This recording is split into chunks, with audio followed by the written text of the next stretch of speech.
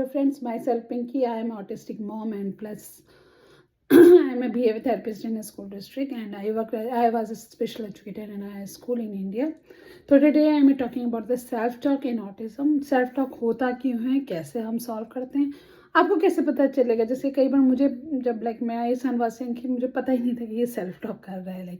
I was confuse. I listen by many parents की self talk होती है, but मुझे नहीं पता चल रहा था क्योंकि he was a non verbal child की ये सेल्फ टॉक है।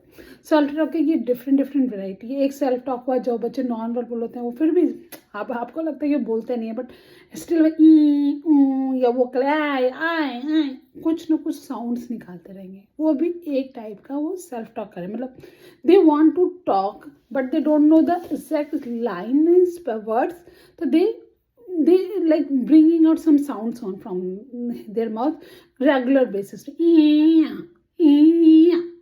This is also one of the self talk, means कुछ वो स्टीमिंग कर रहे हैं, कुछ वो बोल रहे हैं जो कि क्लियर नहीं है। दूसरा होता है काफ़ी बच्चे स्क्रिप्टेड टॉक करने लग जाते हैं, जैसे जो कि उन्होंने अपने पेरेंट्स से सुना हो, या टीचर से सुना हो, या कहीं पे भी वीडियोस में कहीं पे भी उन्होंने देखा हो। जैसे कि मेरा एक स्टूडेंट बोलता था like share and subscribe my YouTube channel, या I want to eat this, या कई बच्चे तो पूरी की पूरी स्टोरीज सुना देते हैं फिल्मों की, या लाइक कोई भी, अम्मा तू यहाँ क्यों जा रही है। मेरी एक स्टूडेंट थी, वो वो बहुत ज़्यादा सीरियल वॉच करती थी, तो अगले दिन वो आके अपनी सेल्फ टॉक में वो सीरियल के डायलॉग्स रिपीट कर देती थी कि तुम मेरी मांग में सिंदूर मत भरो, अमन बाबू। आपको पता ही नहीं चलता था। आप उससे सिंपल क्वेश्चन पूछ रहे हो कि बेटा ये मैथ का सॉल्यूशन करो, मैथ भी कर रही है एंड साइमल्टेनियसली वो अचानक से बोलने लग जाती थी कोई भी अपने सीरियल या कोई भी पास्ट एक्सपीरियंस का। तो मैंने अपने बेटे में भी और अपने स्टूडेंट्स में भी, बहुत सारे स्टूडेंट्स में भी पाया कि they are doing a self talk. ठीक है, सेल्फ टॉक करते क्यों हैं?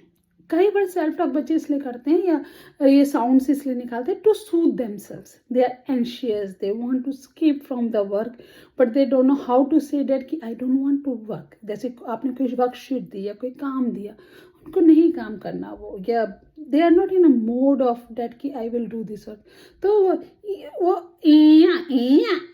कोई साउंड निकालने लग जाएंगे या बड़बड़ाने लग जाएंगे। Like self talk is like a बड़बड़ाना। They are not answering our questions, they are not talking to our questions, there's some scripts coming in their mouth, वो बड़बड़ाना। तो एंजाइटी, एंशियसनेस, बोर्डम, ये सब के सब लीड है सेल्फ टॉक कि बच्चा आपका बोर हो रहा है तो भी वो अपना बैठ के अपना मोबाइल में ही सेम, आप बच्चों को देखो कि वो यूट्यूब पे भी सेम वीडियोस देखे जा रहे हैं या स्क्रॉल किए जा रहे हैं, या जो भी वो सेम काम स्टीरियोटाइप, तो वो सब क्या है, स्टीमिंग टाइप का एक प्रोसेस है, तो वो सब किए जा रहे हैं। तो this is all the self talk way you find out कि आपका बच्चा सेल्फ टॉक करता है नहीं करता। मोस्टली ऑटिस्टिक बच्चों में देखे किसी न किसी तरीके की स्टीमिंग होती है, कहीं वर्बल, कभी की भी हाथों की, कभी कुछ और की। तो वो the way they are showing their anxiety, their anxiousness. तो हम ऐसे में हेल्प कैसे करें? मुझे पता चल गया मेरा बच्चा सेल्फ टॉक करता है, अब मुझे हेल्प भी करनी है ना। पता करना is a one, okay fine. Now how you. First एक मेडिकल ग्राउंड्स में आपको देखना पड़ेगा। मैं आपको अलग अलग एरियाज में बताऊंगी। सबसे पहले मेडिकल, कई बार गट को एलर्जी हो गई, या कोई पैथोलॉजिकल इश्यूज हो गए हैं, कोल्ड हो गया, इन सब में भी बच्चे सेल्फ टॉक के या स्टीमिंग के बिहेवियर्स बढ़ जाते हैं। कई बार आपने बहुत ज़्यादा शुगर खा लिया बच्चे ने, वाइट राइस या कोई हाई फाइबर, अब पोटैटो खा लिया, या मैदा खा लिया, या स्वीट्स खा लिए, प्रिजर्वेटिव्स, चिप्स खा लिए। जो बच्चे ये सब ज़्यादा खाते हैं उनका भी मैंने देखा है कोई स्टीमिंग और ये सब आए हैं। जैसे मेरा एक स्टूडेंट है, ऐसा नहीं आए हैं, कुछ ना कुछ वो he is a non verbal but sounds निकालता रहता है consistently, continuous same sound type की साउंड निकालते हैं। तो कुछ भी, तो आप क्या कोशिश करो, मैं कहती हूँ हमेशा कोशिश करो कि sugar, white rice, potato, preservative, chips कम दो अपनी डाइट में, बच्चे की डाइट में। प्रोबायोटिक इंक्रीज कर दो, अपने डॉक्टर से पूछ के। पपाया इंक्रीज कर सकते हो। पपाया क्या करेगा, अगर बच्चा कॉन्स्टिपेटेड है, कॉन्स्टिपेशन में भी बच्चे ज़्यादा करते हैं, तो कॉन्स्टिपेशन को रिमूव कर सकता है। हाई फाइबर डाइट्स दे सकते हो कि मतलब उसको cabbage, cauliflower, broccoli is very good for our kids. तो कॉलीफ्लावर के कुछ बना के दे दिया, ब्रोकली का कुछ बना के दे दिया, चिया सीड्स, नट्स में ज़्यादातर कोशिश करना भिगो के खिलाना, डायरेक्ट मत खिलाना। डायरेक्ट के को डाइजेस्ट करने में उनको थोड़ी तकलीफ होती है, तो मैं हमेशा अपने बेटे को सोक करके देती हूँ, 2-3 घंटे सोक कर पाऊँ या ओवरनाइट, जो भी पॉसिबल है, फिजिबल है मुझे याद रहने का, कि कई बार मुझे रात को याद है कभी तो रात को खिला दिया, नहीं तो मॉर्निंग में तो मॉर्निंग में, पर हमेशा सोक करके। मैग्नीशियम उसकी डाइट में इंक्रीज कर सकते हो, D3 इंक्रीज कर सकते हो, जिंक। ये हो गया मेडिकल ग्राउंड, ठीक है। अगर आपका बच्चा सेल्फ टॉक नहीं करता है, अचानक किसी दिन बहुत ज़्यादा कर रहा है, तो आप अपने डॉक्टर से उसकी ईस्ट के चेकअप भी करवा सकते हो, उसकी गट की भी चेकअप करा के देख सकते हो कहीं उसकी ईस्ट बहुत ज़्यादा बढ़ गई है या क्या है। तो इसमें आप कुछ medical intervention as a mom आप अपने घर में भी कर सकते हो, कुछ आप अपने डॉक्टर से भी पूछ सकते हो, ठीक है। कि तो पर मेडिकल को आप कम्प्लीटली एलिमिनेट नहीं कर सकते, कि कई थेरेपिस्ट कहते हैं कि मेडिकल नहीं, मेडिकल कुछ नहीं होता ऑटिज्म में, नहीं, मेडिकल होता है। अगर मेरा पेट ठीक नहीं है, मैं कॉन्स्टिपेटेड हूँ, तो या मैं ब्लोटिंग कर रही हूँ बहुत ज़्यादा, या मेरे को कुछ भी नहीं अच्छा लग रहा, तो मेरी मेडिकल चीज़ें हैं जिसको भी एज अ पेरेंट आपको देखना पड़ेगा। जो भी ABA थेरेपिस्ट है, जो भी OT, जो भी स्पेशल एजुकेटर स्पीच थेरेपिस्ट करते हैं कि ये केवल बिहेवियर है, नो, बिहेवियर के पीछे कुछ ना कुछ सेंसरी मेडिकल इश्यूज होते हैं।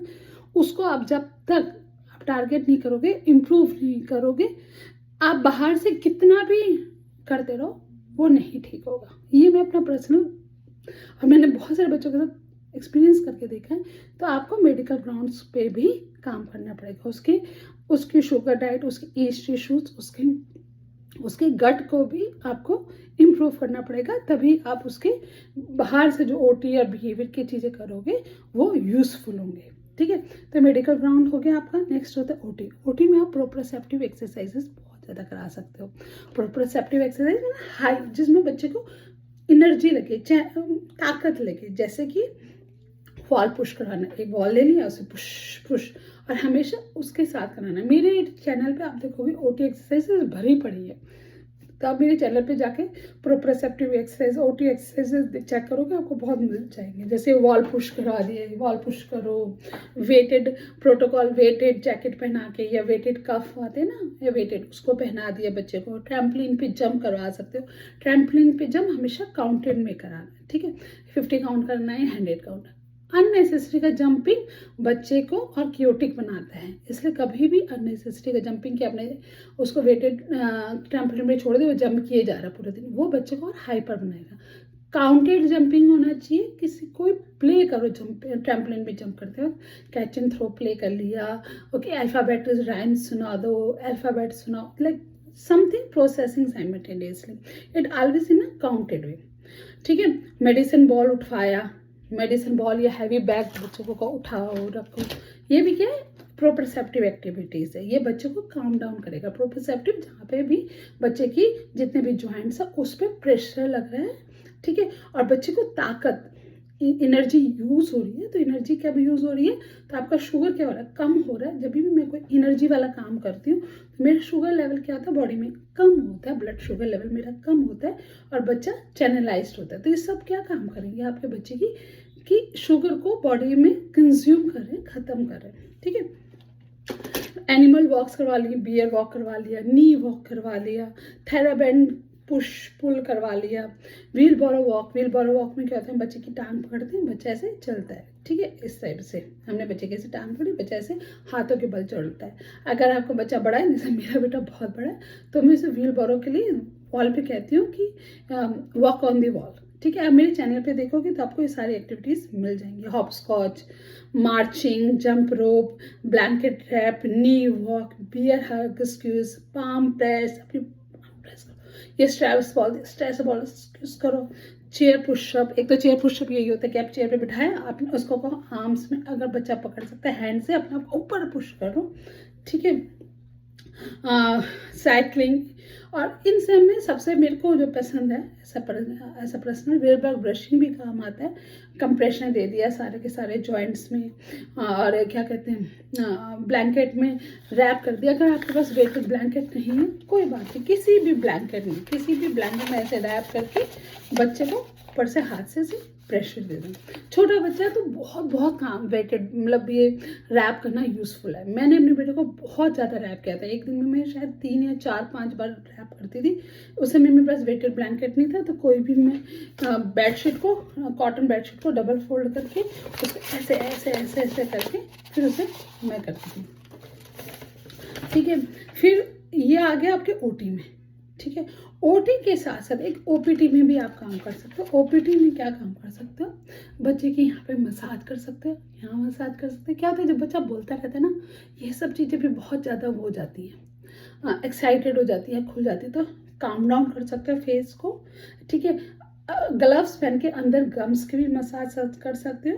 ट्यूब होता है, ट्यूब एक टाइप की ट्यूब होती है, डिफरेंट डिफरेंट टाइप की आती है, आप अपने बच्चे के हिसाब से बाय कर सकते हो। इसका ऐसे चबाने दे सकते हो। देखो ट्यूब 2 टाइप से काम करेगा, एक तो एबीए का होता है और एक ओटी के पर्पज से और ओपीटी के पर्पज से। कैसे, हम हमारी एबी में एक टर्म होती है डिस्क्रिमिनेशन इनकम्पैटिबल एक्टिविटी, मीन्स एक ऐसी एक्टिविटी जिसके साथ दूसरी एक्टिविटी नहीं कर सकती। जैसे अगर बेटा ट्यूब चबा रहा है, ठीक है, तो बोल नहीं सकता, तो वो सेल्फ टॉक नहीं कर सकता, या तो चबाएगा या बोलेगा, तो ये क्या इनकम्पैटिबल।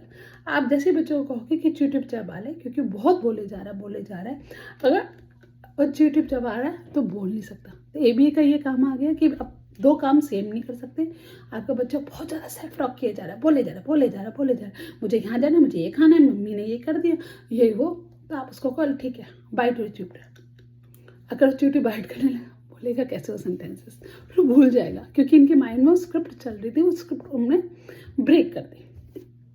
तो आप ट्यूब दे सकते हो, साइमल्टेनियसली कोई भी च्यू करने के लिए सामान दे सकते हो, तो च्युइंगम दे सकते हो उस समय खाने के लिए उसे, कोई नारियल दे सकते हो, या कोई ऐसा स्नैक्स जो कि क्रंची हो और सॉल्टी हो, जिससे कि वो काम डाउन हो।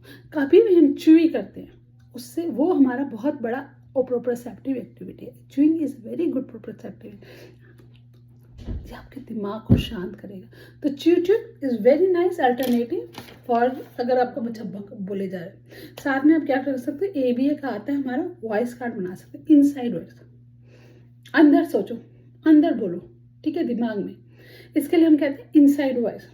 एक हो गया आउटसाइड वॉइस। तो फर्स्ट आप डिफ्रेंशिएट करना सिखाओगे बच्चे को कि what is it inside voice, what is outside voice. फिर इनसाइड वॉइस करते कैसे, तो इनसाइड वॉइस करते कैसे, इसके लिए मैंने जैसे आप अपने बच्चे की एबिलिटी के हिसाब से सोशल स्टोरी बना सकते हैं। मैंने अपने बेटे की एबिलिटी के हिसाब से बनाई है, और ढंग से थोड़ा सजा धजा के बनाना सोशल स्टोरी। जैसे इसमें लिखी है कि एक हैप्पी बॉय सोनू जो कि कुछ बताना चाहता था अपनी मम्मी को, उसकी मम्मी ने को बताया, उसने, उसकी मम्मी ने कहा वेरी गुड। वो फिर से बताना चाहता था सेम स्टोरी, जैसे मेरा बेटा सेम स्टोरी फिर से बताना चाहता है, तो मम्मी ने कहा I am not think in your mind, जैसे थिंक यू थिंक माउथ। तो ट्यूब को चबाते हुए आप अपने दिमाग में सोचो, तो बच्चे ने ट्यूब चबाते हुए अपने दिमाग में सोचा, मम्मी को फिर से डिस्टर्ब नहीं किया, तो मम्मी हैप्पी हो गई और बच्चा भी हैप्पी हो गया। तो इस टाइप की आप इनसाइड वॉइस की, आउटसाइड वॉइस की सोशल स्टोरी भी बना सकते हो। और फिर रोल प्ले भी करो कि मम्मी को भी बताना है, तुम्हें पता है शेम मम्मी को बताना है कि एक बार ना मैं आज ना सुबह कॉस्को गई, कॉस्को में मैंने दूध खरीदा और फिर मैंने आके चाय बनी, ठीक है। फिर ना मैं फिर से मुझे बताना मम्मी आज कॉस्को गई, पर शिवम तुम दोबारा सुनना नहीं चाहते ना, तो मम्मी अब क्या करेगी, दिमाग में सोचेगी, मम्मी थिंकिंग, मम्मी दिमाग में सोच रही है कि मैं कॉस्को गई, मैंने, पर तुम्हें बताएगी नहीं। तो इस तरह से बच्चों को प्रैक्टिस कराओ, रोल प्ले से समझाओ कि मैं थिंकिंग ब्रेन क्या है, क्योंकि ये समझाना बड़ा टफ है मेरे कि थिंकिंग ब्रेन क्या है, सोचना क्या है, ठीक है। आप बार बार रोल प्ले कराओगे तो। साथ में बच्चे को हेडफोन भी पहना सकते हो। हेडफोन क्यों पहनाना है, कई बार मैंने देखा ये लोग खुद बोलते हैं, खुद सुनते हैं और खुद फिर सुन के फिर से खुद बोलते हैं, फिर एक तरह का साइकिल चलता रहता है इनका, सुनना फिर बोलना, फिर वही सेम डायलॉग सुनना फिर बोलना। उसको भी मुझे ब्रेक करना है। ट्यूब से एक ब्रेक हो गया, अगर बच्चे ने ट्यूब मना कर दिया तो मैं दूसरा क्या कर सकती हूँ, हेडफोन भी पहना सकती हूँ। ये हेडफोन बना के ट्यूब भी, तो जो बोल रहा है सुन रहा है, बोल रहा है सुन रहा है, वो भी मैंने ब्रेक कर दिया। अगर आपका बच्चा बहुत ज़्यादा सेल्फ टॉकर है या आपका स्टूडेंट बहुत ज़्यादा सेल्फ टॉकर है, आप उसको हेडफोन भी पहना सकते हो। हेडफोन से वो जो बोलना सुनना वो अपने में अपनी अपनी आवाज़ सुन सुन के वो एक्साइटेड हो रहा है और मेल्ट डाउन में जा रहा है, वो भी आप ब्रेक कर सकते हो। तो आपका एक हो गया हेडफोन भी बहुत अच्छा। ज़्यादातर ऐसा मैंने कहा ना कि काम डाउन टेक्निक भी हमें सिखानी पड़ेगी, क्योंकि कई बार बच्चे एंजाइटी में या फियर में बोर्डम में भी करते हैं। तो हम उन्हें जोन ऑफ रेगुलेशन सिखा सकते हैं कि red means angry, green means happy and yellow means excited and silly. मैं बस जनरली 3 ही सिखाती हूँ, red green yellow. Red means तब एंग्री हो, मैड हो, ग्रीन मीन हैसी हो, तो लाइक यू विल से किसी you are in a red zone. तो आप इस टाइप का कुछ भी अपना calming tool kits according to choice of your बच्चा तो उसको बना सकते हो। जैसे मैं कहती हूँ Shiv you are a very red zone, okay choose your place where you want to sit, okay you want to sit on a couch, sit on a couch, now sit, safe air, sit down, count 10, 9, 8, deep breathe and drink water. And what do you want as an air, because he mostly want the snacks, then okay snacks.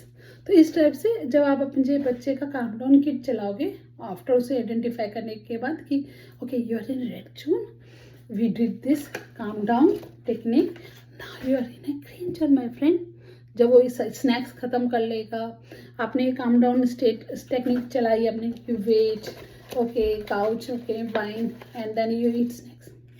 After 10 minutes, you go to the child and say that you are in a green zone. You are a very happy boy, buddy. You can go and enjoy time. So this way, all this helps to calm down the child anxiety.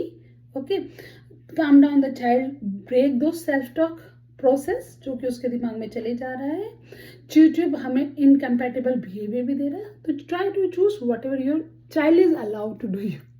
सी ऐसा हमारा like बहुत सारे कहते हैं ये कर लो वो कर लो, हमारे बच्चे के साथ ये करना वो करना इतना ईजी नहीं है। कई बच्चे हेडफोन पहनते ही नहीं, आप कितना भी पहना के देख लो, यूट्यूब छू ही नहीं करते कितना। आप ट्राई करो, जो भी आपका बच्चा ले ले, पहले दिन ही ले, दूसरे दिन ले, तीसरे दिन ले, पर आप उसको ब्रेक करना है तो you have to be try your best. Okay, special education techniques में मैं कहूँगी as a special educator and behaviour कि टीच मेथड क्या होता है कि आपने यहाँ पे खूब सारे काम रख दिए जो बच्चे के फेवरेबल काम हो, क्योंकि बच्चे जब सेल्फ टॉक कर रहा है बहुत ज़्यादा, आपको वो काम असाइन करने हैं जो उसको पसंद है। आपने काम असाइन कर दिया, ओके 1 काम किया, पजल किया, फिर दूसरा किया, फिर तीसरा किया, ओके बच्चा काम डाउन हो गया, ठीक है। तो आपने काम खूब सारे इंडिपेंडेंट वर्क दे दी और उसको कहा कि पजल करवा सकते हो।